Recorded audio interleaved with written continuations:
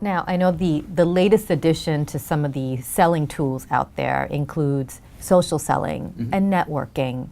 Tell us how salespeople can effectively use these tools when they're on the job.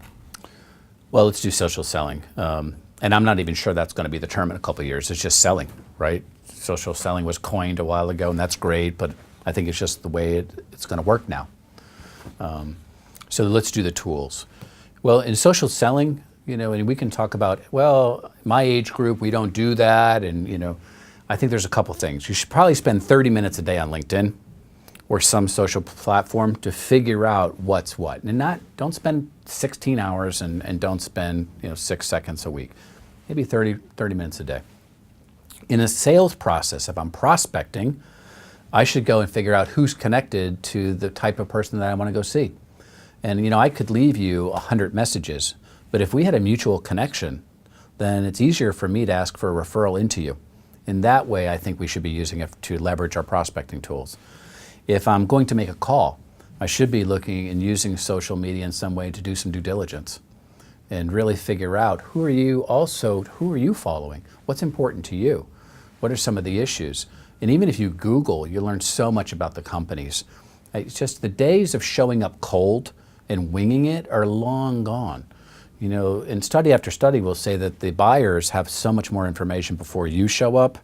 We really owe it to ourselves and our families to do some due diligence before we get there. And you can do that in each section of the prospecting. We can use it, certainly in the sales process and certainly in the account development process.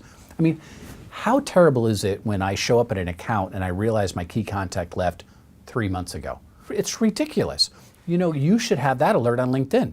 First of all, you should know that before they left. But at the very least, you should be, flagged up. Hey, Mary Smith left. What? Okay, now I have to jump into action. I've got to go make sure my account is protected and I introduce myself. So I think you've got to use it as a tool. You've got to be proactive about it and put it as part of your cookbook. I'm going to spend 30 minutes a day getting this done. And I'll tell you personally, it saved me because we were after a very large account. We've spent a long time getting to that point. And now we had a big decision to make how much more time and money we were going to invest. And I realized on LinkedIn, this particular buyer followed my competitors and actually was in a blog. So I said, there's no way they're doing business with us. But I heard what she said, but I watched what she did. And I finally said, I noticed that you're actually contributing to the blog of our competitors. I cannot imagine that you would make a switch. So I'm just politely have to close the file. And she allowed me to close the file. And so what I know about buyers is if you really wanted to do business with me, you would talk me into staying into the sales process. But she said, oh, I understand. It was over. And thank goodness, because we didn't invest a lot of time and money. Did she ever volunteer that information? No. How did I find out? LinkedIn.